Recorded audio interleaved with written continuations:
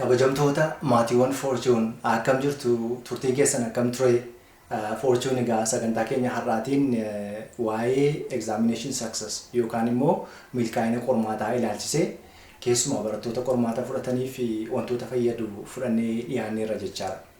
So akkuma kanaan dura isiniin jennu namoonni chaanalii keenya ilaaltanii garuu amma yuunaatti subscribe hin goone yoo jiraattan subscribe nu godhaa. Namoonni immoo biraa akka ilaaluu danda'aniif share nuuf godhaa. Sagantaa keenya har'aatiin egaa hanga dhumaatti nu duukaa tura. Keessumaa barattoonni qormaata fudhatan yoo turtanii baay'ee irraa fayyadamtu jechaadha.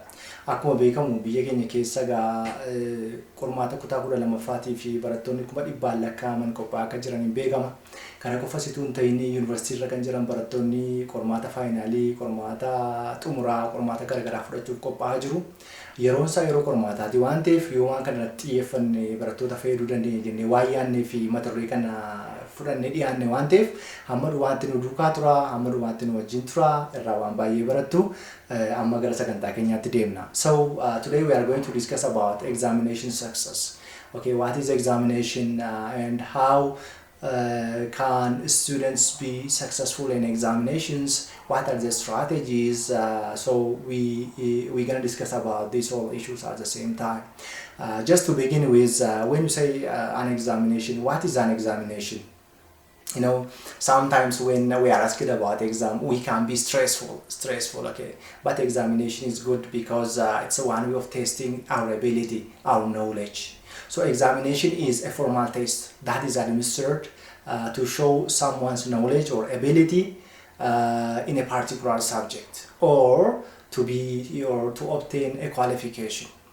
Examination gaafa jennu akkuma nuti keessan beektani qormaata jechaadha. Qormaanni kun kan inni kennamu dandeettii nama tokko adda baafachuudhaaf hammam akka inni hubate yookiin hammam akka isheen hubatte waan sana baruudhaan wal qabate beekumsa hammamii qabna, ga'umsa hammamii qabna kan jedhu ilaaluudhaaf akkasumas immoo digirii keenya fudhachuudhaaf ta'uu danda'a qormaanni kennama jechaadha. Kanaaf barnoota keessatti qormaanni waan baratamaadha jechaadha. Gaaffiin inni guddaan garuu akkamiin milkaa'uu dandeenya qormaata keessatti. Qormaata qoramu namni jibbu hin jiru garuu qormaata sanatti namni kan inni barbaadu maalidha? Milkaa'uu barbaada jechaadha. Kaayyoo qaba waan ta'eef qormaata sana qabxii gaarii argatee darbuu barbaada jechaadha. Inni yuunivarsiitii galuu barbaadu yuunivarsiitiitiin galuu barbaada intiraansii darbee inni yuunivarsiitii galee jiru immoo qabxii gaarii argatee eebbifamuu qaba. Barbaada inni eebbifame immoo hojii dorgome keessatti darbee hojii gaarii argachuu barbaada jechaadha. That is required. So we are going to see examination success and how we are going to deal with it. Maalirraa jalqabna we gonna start with preparing for examinations because that is very much important. How are we going to prepare for examinations? So with this aspect we focus on working out what to revise. Okay, you have been studying for long months, for many months, for example, for long hours, but how to revise is again very much important. How can you revise what you have learned so that you can prepare yourself for examination? Okay, so in your mind, you need to ask the following questions. The first one is, what kinds of questions will there be in the exam? Okay, what kind of questions do you think will appear in that exam? For example, the subject can be chemistry, the subject can be physics, the subject can be mathematics or whatever. But what kinds of questions will appear in those examinations or in those subjects? How long you will have to work on each question? For each of the question, how many minutes are required? The other important point is what clues are there in your course materials, in your lecture notes, for example, in your learning outcomes, in your exam guidance. What are the clues? For example, when curriculum is designed, when contents are provided, always there are objectives for each chapter. Okay, so in line with that, you can check what is expected from you. And the other important point is making the best use of the time available.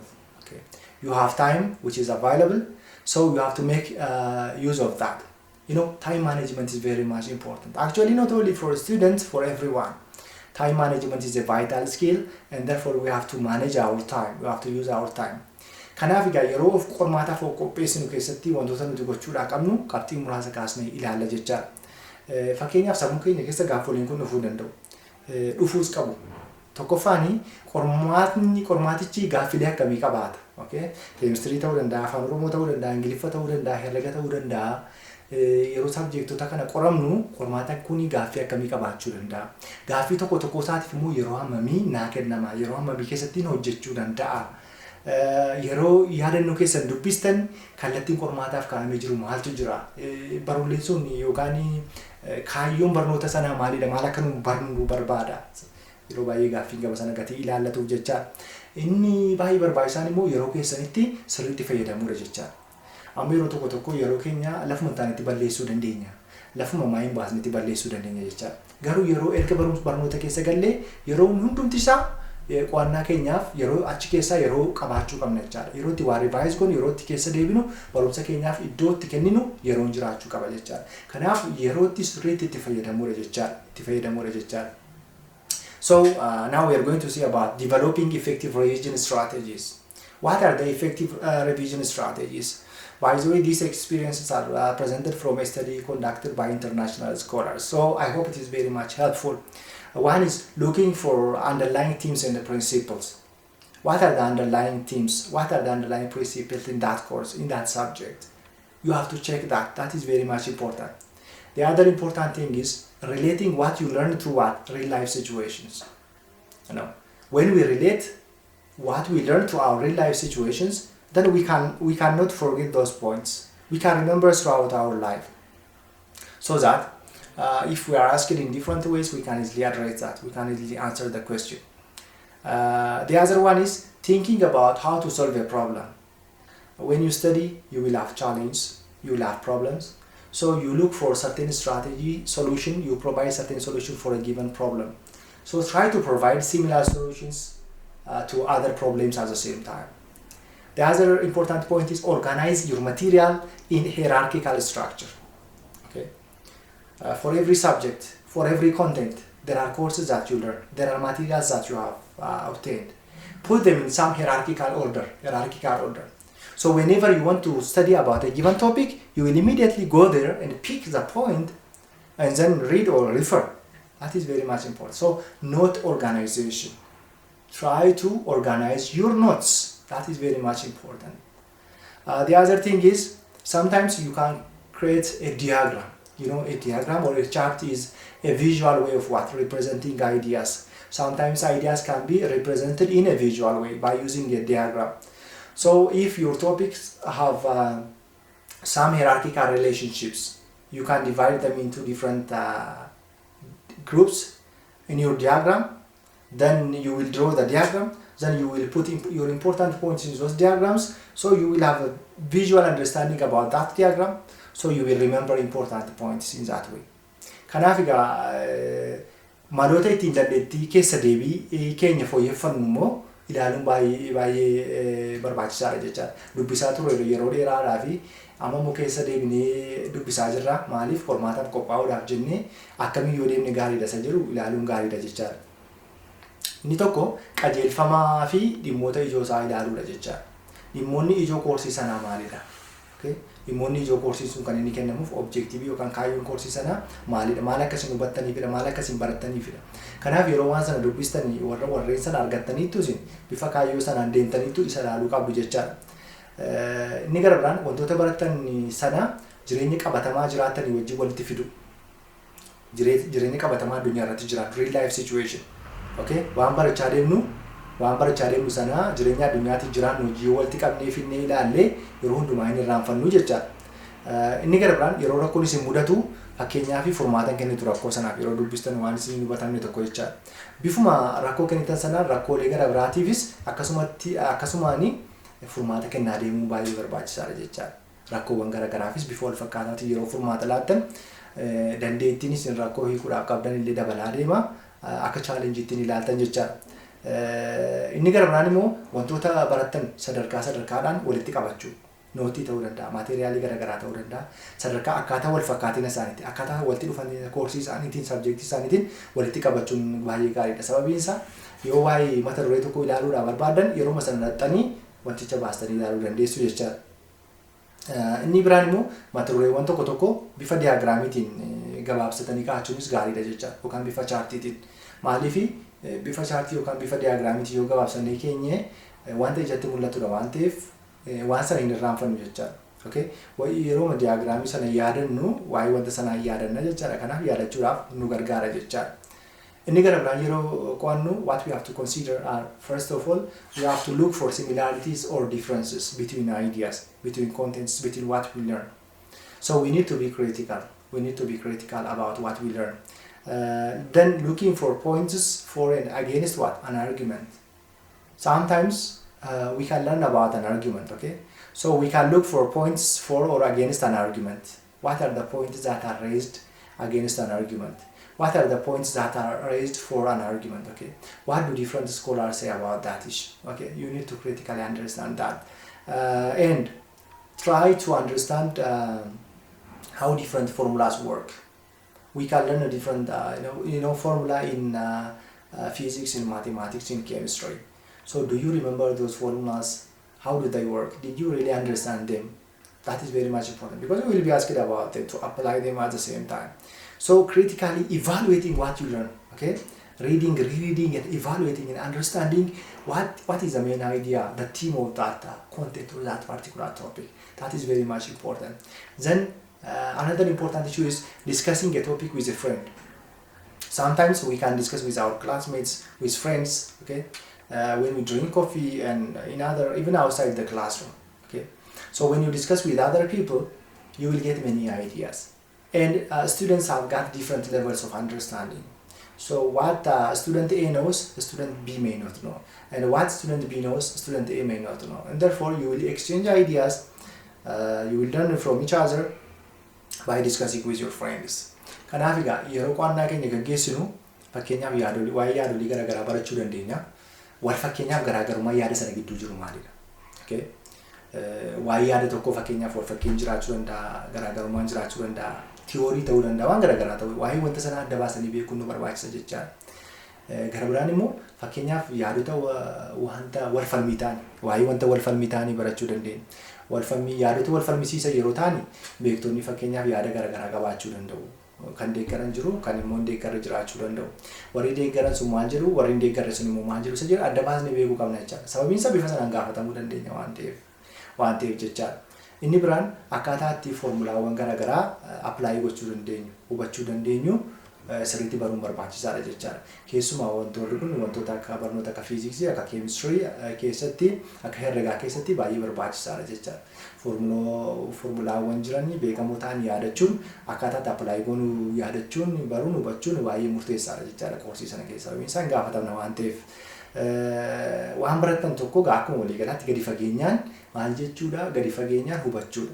Gadi fageenyaan dubbisanii waa'ee wanta sanaa sirriitti beekuun baay'ee barbaachisaadha jechuudha. Yoo gadi fageenyaan hubanna ta'e gaaffiin sun bifa biraatiin, bifa kallattii biraatiin jijjiirame yoo dhufe inuma deebisnaa jechaadha. Inni biraan immoo inni hiriyoota keenya waliin mari'achuun baay'ee barbaachisaadha jechaadha. Fakkeenyaaf kutaa keessa barattoonni baay'ee ciccimoo jiru, barattoonni giddu galeessoo jiraachuu danda'u. Kanaaf yeroo wanta nuun galle tokko barataan tokko beeku barataan biraa beekuu dhiisuu danda'a. Barsiisaa keenyaan mari'achuu, lammata immoo hiriyoota keenya duukaa kutaa keessatti mari'achuun waliin dubbisuun yaada wal jijjiiruun baay'ee barbaachisaadha jechaadha. Sababiin isaa barataan suni akkaataan itti rakkoo tokko fure, akkaataan itti probleemii tokko solve godhee yoo bartan walirraa barachuu dandeessu waan ta'eef istiraateejiin kun baay'ee barbaachisoodha jechaadha yeroo riviizhinii gootan keessatti. Qabxiin itti aanu amma checking your progress. Okay? It will be about checking your progress. You have been studying, you have been revising for exam, you have been preparing for exam. But in the meantime, you need to check your progress. Okay? Are you improving? Are you progressing or not? You need to check that by yourself. To do that, keep your eye on your time plan in terms of time plan. Kanaaf fooyya'insa agarsiistan sana sakatta'uu qabdu. Yeroo dubbistan, yeroo revise gootan, ji'a 3, ji'a 2, ji'a 4 keessatti yeroo dubbisaa deemtan hammamiin fooyya'eera, hammamiin hubadheera, hammam jijjiirama fideera isa jedhu immoo cheekaappii gochaa deemtu jechuudha. Of cheekii gochaa deemtu jechuudha. Callisanii dubbisuu duwwaatu hin ta'in gaaffii of gaafattanii ofii deebisuun immoo baay'ee barbaachisaadha jechaadha. Maaliif hammam akka hubachaa deemtan ittiin of ilaalaa deemtu waanta ta'eef jechaadha. But how can you do that? First of all, you can test yourself as you are along. Okay. How can you do that? For example, you can put down your notes and you can sit down and take out a piece of paper and you can just what? You can just write what you have understood from that particular unit or topic. Okay, I may write about what did I understand from this topic, from this unit. Let me write down important points about themes from this topic. So I have to do that. The other thing is, important point is, I have to go back to 3 or 4 years past examinations. I have to collect them and I have to form what we call a question bank. Then from those question banks, I have to do the questions. I have to answer all the questions. And if I have just found difficult questions, I have to show to my teachers, to my classmates and others and solve the question in the same way. Kanaafi fooyya'insa agarsiisaan jira yeroon keessa deebii kana godhu yeroon dubbisaa jiru isa jedhu kana yeroon dhumaa dhaabattanii of check-up gochaa deemuu qabdu jechuudha. Ofii keessanii maal gochuudha? Ofii keessanii of madaaluudha jechuu danda'u. Akkamitti of madaallaa?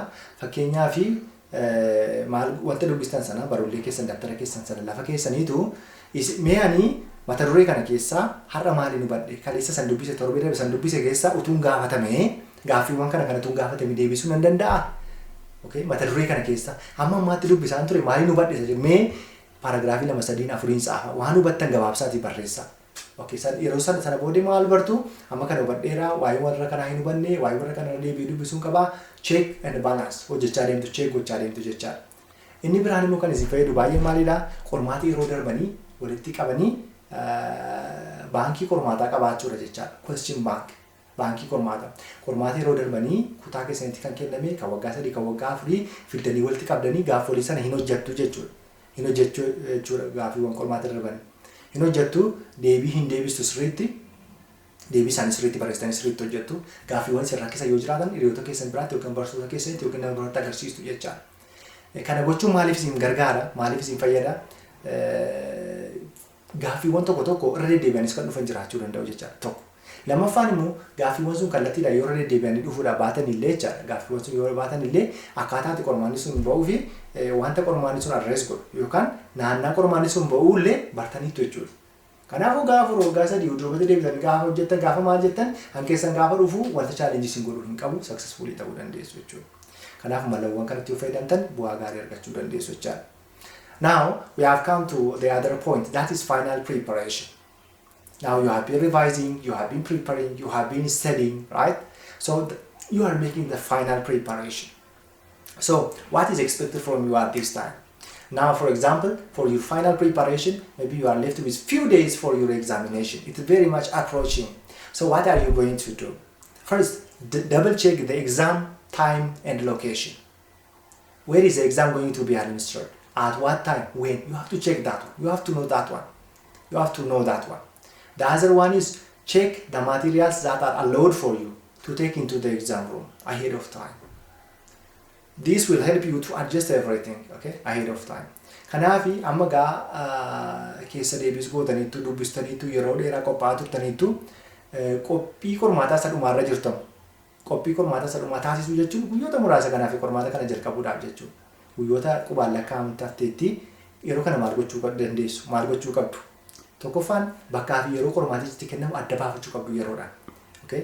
Hoolii sagam keessatti kutaa sagam keessatti sa'aatii meeqatti maaliin qoramasa jiru adda baafachuu qabdu yeroodhaan jechaadha. Kun ammuma kaasee iskeejuulii keessan akkasiin seet gootan isin gargaara jechaadha. Gaafa ilaalamu waan salphaa fakkaata garuu performaansii keessan irratti impaaktii guddaa qaba dhumarratti guyyaa sana kan isin gootan guyyaa qormaataa sana irratti jechaadha. Haala isin qabaatan irratti impaaktii qaba jechaadha. Lammaffaan meeshaalee itti fayyadamuudhaaf isin eeyyamaman guyyaa sana adda baafadha. Maal ta'e eeyyamama? Barulleedha ni eeyyamama. Okay? Peennaan ni eeyyamama. Wantoota garaagaraa eeyyamaman adda baafadhaa fudhattanii deemuudhaaf isin gargaara jechaadha. Guyyaa sana hundumtuu hin qorama waan ta'eef yoo meeshaa wayii dhabdanii namallee argachuun baay'ee rakkisaa ta'uu danda'a. Ahead of time ready taatanii akkasiin deemtaniif isin gargaara. Maaliif kun hundumtuu ta'uunsaa wanti tokkosaa isin yoo sirratiin hafe guyyaa sana haala qormaata keessan balleessuu danda'a. Akkasiin itti gammadaa ta'an sirriitti qormaata keessan hin hojjenne guyyaa keessan irratti dhiibbaa qaba jechaadha. Dhiibbaa qaba jechaadha. Kanaaf yoo danda'ame karoora keessan baafatanii karoora sanaan deemuu qabdu jechaadha. Kun yoomidha yeroo qormaata sadhumaatiif qophii taasistanidha jechaadha. Yeroo kana guyyaan lama hafuu danda'a, guyyaan muraasni hafuu danda'a. Ijoolleen tokko stressfulii kan ta'an dhiphina keessa kan galan jiru.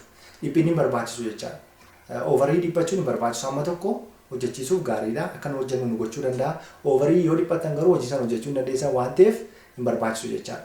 dubbistaniitu taanaan, qo'attaniitu taanaan, revise gootanii guyyaa kana qophaa'aa dhuftan taanaanii qormaata waa isin ittiin hojjenneef sababiin tokko iyyuu hin jiru. Kanaaf maaltu isin barbaachisa amma yeroo itti relax gootan illee qabaachuu qabdu jecha. Think about the routine. Okay. What routine will help you to relax? What things can help you happy? And you have to avoid any additional stress at this time. Kanaafi wantoota qormaata sana dursanii qormaata kun itoo hin gahin wantoota isin bashannansiisuu danda'an adda baafachuun gaarii yeroo tokko boqochuu qabdu bashannanuu qabdu jechaadha. Kanaafi akkaataa itti dhiphina ofirraa barbaachisu waanta ta'eef dhiphina ofirraa ittistaniis qabaachuu qabdu jechaadha. Fakkeenyaaf wantoota isin gammachiisan hojjechuu dandeessu. Ispoortii hojjechuu dandeessu. Hiriyoota keessanii wajjin haasa'uu dandeessu. Sinimaa dhaquu dandeessu. Waan garaagaraa hojjechuu dandeessu jechuudha. Yeroo boqonnaa bajet gootan waa hundumtuu taayimii keessatti pilaan godhadhaa jenneerra pilaaniidhaan deema waan ta'eef jechaadha. Kanaaf gidduu qormaanni ga'uudhaaf guyyaa tokko lama hafuu sadii hafuu hirriba gahaa qabaachuunis gaariidha. Sababiin isaa sammuun keenya hirriba gahaa barbaada jechaadha. Fakkeenyaaf halkan guutuu dhiphachaa bullee boor ganama qormaatadha. Har'a ganama taa'aa bulla yoo ta'e boor ganama qormaaticha hojjechuu hin dandeenyu jechaadha. Duradha kan nuyi hojjechuu qabu. Duradha utuu goondaaniin dhufiini daaraa naqatu jedha Oromoon gaafa mammaa gochaa. Preparationii kan jalqabu qabu guyyaa fulbaanaa kaasee jalqabaa kaaseeti waan ta'eef erga dhumee yoo dhiphatan inni kubsattu malee wanta gootan hin qabdan jechaadha. Kanaaf yeroo sana free ta'uu qabdu, relax gochuu qabdu, bifa sana ta'een qormaata keessan yoo hojjettan bu'aa qabeessa ta'uu dandeessu jechaadha. Yeroo qormaataa what about sitting for exams? Now the exam has reached, so you are sitting for the examinations. Sitting for exams. So amazingly, a surprising number of students fail exam or lose marks through poor exam technique. Okay?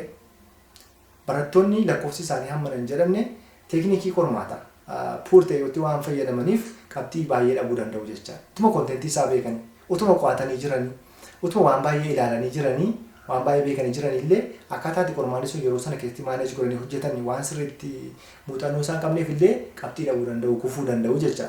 Yeroo qormaata fudhatan jecha. Kanaafi qabxiilee nama nuyi isin ibsinu wantoota isin gargaaruu danda'an yeroo qormaataa irratti wantoota isin fayyaduu danda'anidha jechaadha. Kanaaf yeroo qormaata jalqabdan amma kutaa keessa galtanii jettu qormaati isinii kennamee jira jechaadha jalqabuudhaaf jettu. Duraan dursitanii maal gochuu qabdu? Tasgabbiidhaan gaaffiiwwan hundumaa ilaaluu qabdu jechaadha. Tasgabbooftanii gaaffiiwwan jiran ilaalu. Gaaffii 60 ta'uu danda'a. Gaaffii 70 ta'uu danda'a, gaaffii 50 ta'uu danda'a. Tasgabbooftanii gaaffii olii sana ilaaltanii hubachuu qabdu jechaadha. Utuu hin deebisiin dura hubachuu qabdu. Erga hubattanii booddee gaaffii keessa yeroo hojjettan gaaffii salphaarraa yoo kaatan gaariidha jedhamee yaadama jechaadha. Gaaffii salphaarraa ka'uun maaliif fayyada? Fakkeenyaaf akkuma jalqabdanitti gaaffii cimaarraa yoo kaatanii gaaffii cimaan sun isin hojjetamu jedhee daqiiqaa baay'ee yoo isin jalaa fixe gaaffii salphaa isa hojjechuudhaa qabdan itoo hojjetiin sa'aatiin innumaa itti kennitu jechuudha. Okay, so what you have to do is it's usually advisable to start with the easiest question first, then go to the difficult questions. Then budget your time accordingly. Budget your time accordingly. Kun isin gargaara jechaadha. So utuu deebisiin dura garuu gaaffiiwwan sana sirriitti hubachuu. Okay, gaaffii sana sirriitti hubachuun is a kind of answering 50% of the question.